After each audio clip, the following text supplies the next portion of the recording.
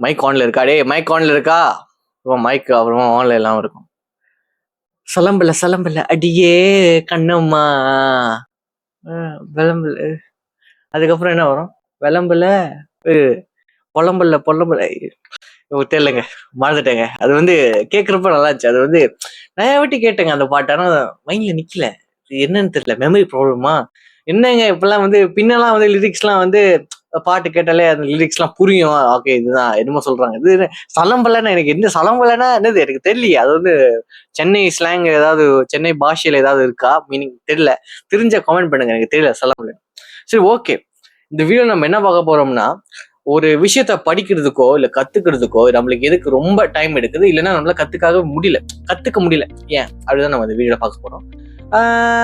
ரொம்ப பெருசா ஆராய்ச்சிலாம் பண்ணல. என்னோட எக்ஸ்பீரியன்ஸ்ல இருந்து, என்னோட எக்ஸ்பீரியன்ஸ் அவ்வளோ பெரிய 40 வருஷம் எக்ஸ்பீரியன்ஸ்லாம் கிடையாது. சும்மா ஒரு 15 வருஷம் எக்ஸ்பீரியன்ஸு.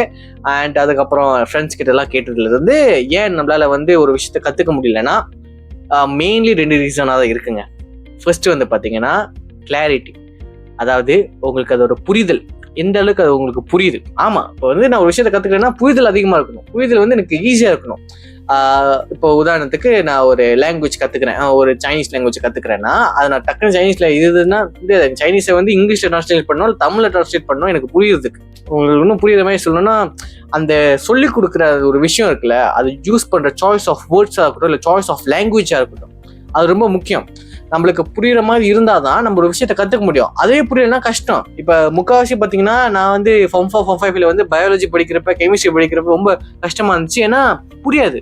கெமிக்கல் ஃபார்முலா நிறைய இருக்கும், கெமிஸ்ட்ரி இன்னும் அதிகமா இருக்கும். கெமிக்கல் ஃபார்முலா, பயாலஜி வந்து பாத்தீங்கன்னா இந்த சின்ன சின்ன கீவேர்ட்ஸ் அதெல்லாம் வந்து பாத்தீங்கன்னா புரியாது. பட் அதுக்கு பின்னாடி இருக்கிற மீனிங், அதுக்கு பின்னாடி இருக்கிற அர்த்தம் என்ன இன்னும் ஈஸியா இருக்கும். புரியுதா? அதாவது நான் என்ன சொல்ல வரேன்னா, எனக்கே தெரியல ஏன்னா ரொம்ப இல்லைங்க.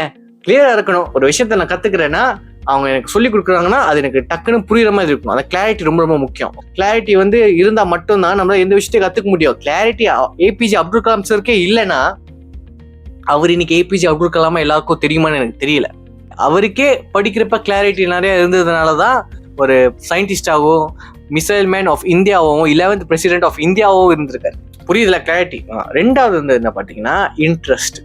Interest is very very important. அதாவது உங்களுக்கு அது இஷ்டம் இருக்கணும். உங்களுக்கு இஷ்டம் இல்லைன்னா கத்துக்க முடியாதுங்க. எப்படி கத்துப்பீங்க? எனக்கு பிடிக்கல, நான் வந்து எதுக்கு இது கத்துக்கிறது? அது இப்ப என்னன்னா, சில பேர் வந்து பாத்தீங்கன்னா பேரண்ட்ஸ் இல்ல சொந்தக்காரங்களாம் வந்து ஒரு விஷயத்த கத்துக்கிறதுக்காக ஃபோர்ஸ் பண்ணுவாங்க. டெக்கண்டோ கத்துக்கணும் அப்படின்னு, அதுக்கு போ, கராத்தேக்கு போ, பேட்மிண்டன் போ, ஃபோர்ஸ் பண்ணுவாங்க. என்னன்னா லக்ல என்ன நடக்கும்னா, நம்மளும் போய் கத்துக்கிறப்ப ஒரு இன்ட்ரெஸ்ட் வந்து நம்மளும் வந்து அப்படியே விளையாட ஆரம்பிச்சிருவோம். ஆனா நமக்கு இன்ட்ரெஸ்டே இருக்காது. நம்மளும் எவ்வளவு ட்ரெயின் பண்றோம், ஆனா நம்மளுக்கு வரவே மாட்டேங்குது. அப்படின்னா கஷ்டங்க. அப்படின்னா அவங்களெல்லாம் ப்ளீஸ் ஃபோர்ஸ் பண்ணாதீங்க. அவங்களால பார்த்தீங்கன்னா கத்துக்க முடியாது.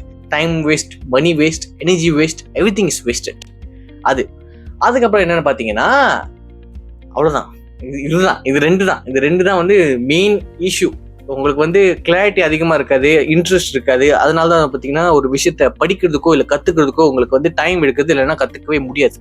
இப்ப பாத்தீங்கன்னா இதுலயே வந்து பாத்தீங்கன்னா ஒரு முக்கியமான ஸ்டெப் இருக்கு. அது என்ன ஸ்டெப்னா பிகினிங் ஸ்டெப். இப்ப ஒரு விஷயத்த கத்துக்கிறீங்கன்னா நீங்க வந்து, அதாவது அந்த பிகினிங், அது ஆரம்ப புள்ளி, அது புள்ளியார் சொல்லி போடுவாங்களா, புள்ளியார் சொல்லி ஆரம்பம் தானே. நீங்க ஆரம்பிக்கிறப்ப நீங்க வந்து உங்களோட எமோஷனல், உங்களோட மென்டல் ஹெல்த் எல்லாமே வந்து பார்த்தீங்கன்னா கரெக்டாக இருக்கணும். லைக் எந்த ஒரு பிரச்சனையும் இல்லாமல் லைக் பீஸா மைண்ட் வந்து அப்படியே கூலாக கற்றுக்கலாம், அந்த மாதிரி இருக்கணும். அது விட்டுட்டு எப்படின்னா இந்த மாதிரி வீட்டில் இருக்கிறவங்கலாம் சண்டை போட்டுட்டு அதுக்கப்புறம் நான் பேட்மிண்டன் கிளாஸ் போறேன், அதுதான் ஃபர்ஸ்ட் கோச் சொல்லி தராரு, பட் என்னால் கற்றுக்க முடியல. ஏன்னா நான் வீட்டில் ஐயோ அவங்ககிட்ட வேற பிரச்சனை பட்டு கத்திட்டேன், என்ன இப்படி பண்றேன், ஒரு மாதிரி மைண்ட்ல வந்து எரிச்சலான ஒரு விஷயம் ஓடிட்டு இருக்கு. அப்ப நான் ஃபர்ஸ்ட் டே அப்படி இருக்கிறப்ப, செகண்ட் டே அப்படி போவோம், தேர்ட் டே அப்படி போவோம், அப்படியே போய்கிட்டே இருக்கிறப்ப அது கொஞ்சம் கஷ்டம். சில பேர் என்னன்னா ஃபர்ஸ்ட் டே இப்படிதான் இருக்கு அப்படின்னு அந்த புரிதல் இருக்கும். ஓகே ஃபர்ஸ்ட் டே நம்மளுக்கு வீட்டில் பிரச்சனை, அதனால நம்ம கற்றுக்க முடியாது. Second day, third day, fourth day எல்லாமே அதே போட்டு யோசிச்சுட்டு இருப்பாங்க. வீட்டில் அது பிரச்சனை, அதை இன்னும் மைண்டில் போட்டு அவங்க ப்ரெஷர் பண்ணிட்டு இருக்கோம். இதெல்லாம் வந்து பார்த்தீங்கன்னா மோஸ்ட்லி நான் எங்கே ரிலேட் பண்ணலாம்னா படிக்கிறப்ப பார்த்தீங்கன்னா என்ன ஆகும்னா, ஒரு விஷயத்த படிக்கிறதுக்கு வந்து ஒருத்தன் வந்து சீக்கிரமா படிச்சிருவான் கிளாஸ்ல. அவன் வந்து அந்த டாபிக் வந்து ஒரே நைட்ல வந்து எல்லாம் கவர் பண்ணிட்டு கிளாஸ்ல ப்ரெசென்ட் பண்ணிட்டு இருப்பான். இன்னொருத்த வந்து டைம் எடுக்கும் அவனுக்கு. ஏன்னா அவனோட கேர்ள் ஃப்ரெண்ட் வந்து பார்த்தீங்கன்னா 6 மாசமா அவகிட்ட பேசல. ஸோ இருக்குல்ல, அது மாதிரி ரீசன் இருக்கிறப்ப அவனுக்கே தோணும், என்னடா அவன் ஒரு நைட்ல தானே உட்காந்து எல்லாத்தையும் ப்ரெசென்ட் பண்ணிட்டு இருக்கான். நம்ம என்னடா ஒண்ணுமே பண்ண முடியல. அப்போ அவனுக்கு அது ஒன்றும் பிரச்சனை. ஸோ புரியுதா? அந்த சரௌண்டிங், அந்த மென்டல் ஹெல்த் அது ரொம்ப ரொம்ப முக்கியம். எந்த விஷயம் கத்துக்கிறதா இருந்தாலும் அந்த பிகினிங் ஸ்டெப்பா இருக்கட்டும். பிகினிங் ஸ்டெப் என்ன, எல்லா ஸ்டெப்லயும் மென்டல் ஹெல்த் வந்து கரெக்டா இருக்கணும், கரெக்டா பாத்துக்கணும். நம்ம ஹியூமன்ஸ் கண்டிப்பா பிரச்சனைகள் இருக்கும். மென்டல் பிரேக் டவுன் நடக்கிறதுலாம் அப்பப்ப சகஜம் தான். அதெல்லாம் வந்து ஓகே நடந்துருச்சுப்பா, சரி ஓகே, அதை தள்ளி போட்டு நம்ம வேலையை பார்க்கணும், நம்ம அது கத்துக்கணும் அப்படின்னு போகணும். அதுதான் நான் சொல்லலாம்னு விரும்புகிறேன். மற்றபடி பாத்தீங்கன்னா அவ்வளவுதான், அவ்வளவுதான். உங்க கிளாரிட்டி இருக்கணும். அதுக்கப்புறம் என்னது, ஐயோ கிளாரிட்டி இருக்கணும். அதுக்கப்புறம் வந்து என்னடா கிளாரிட்டி இருக்கணும். அட் த சேம் டைம் உங்களுக்கு இன்ட்ரெஸ்ட் இருக்கணும்.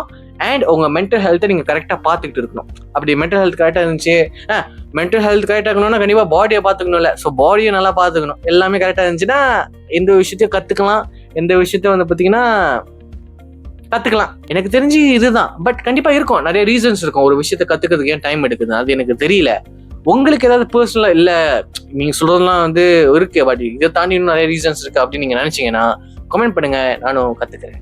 இந்த வீடியோ யாருக்குன்னா பெரும்பாலும் ஸ்டூடெண்ட்ஸ்க்கு தான் நான் இந்த வீடியோ நான் டெடிகேட் பண்றேன். ஏன்னா வந்து அவங்களுக்குலாம் அது கொஞ்சம் யூஸ்ஃபுல்லா இருக்கும்னு நான் நம்புறேன். ஆமா, என்னோட எக்ஸ்பீரியன்ஸை நான் ஷேர் பண்றேன்.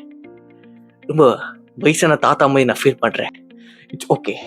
இதெல்லாம் எனக்கே அப்பப்போ நான் ஞாபகப்படுத்திருக்கு. தவிர நான் ஒரு சப்ஜெக்ட் படிக்கிறதுக்கு எனக்கே டைம் எடுத்துச்சுன்னா ஏன் ஓகே, ஒரு வந்து இந்த டாபிக் எனக்கு புரியல, நான் ஏன் வந்து ரொம்ப டைம் எடுக்கிறேன்னா இந்த வீடியோ பார்த்தோன்னா எனக்கு தெரியும். ஒன்று வந்து கேர்ள் ஃப்ரெண்ட் எனக்கு இல்லை, அது ஒரு பிரச்சனையாக இருக்கும். இல்லை நம்ம பார்த்தீங்கன்னா கிளாரிட்டி இருக்காது, என்னென்னமோ கசமோசான்னு இங்கிலீஷில் என்னமோ போட்டு நோண்டி வச்சிருப்பாங்க, நம்மளுக்கு அது புரியாது. புரிய வைக்கிறதுக்கு சாட் ஜிபிடி யூஸ் பண்ணணும். அண்ட் அதெல்லாம் வந்து நானே என்னை ரிமைண்ட் பண்ணிக்கிறது தான். அவ்வளோதாங்க. ரொம்ப பெருசாக பேச விரும்பல. சலம்புல அடியே கண்ணம்மா, நெருப்புல வெறுப்புல தெரியல. அப்ப கூட தெரியல என்ன லிரிக்ஸ்னு. சலம்புல அடியே கண்ணம்மா, வெறுப்புல தெரியலங்க. போய் பாக்குறேன். அவ்வளவுதாங்க. நன்றி, வணக்கம்.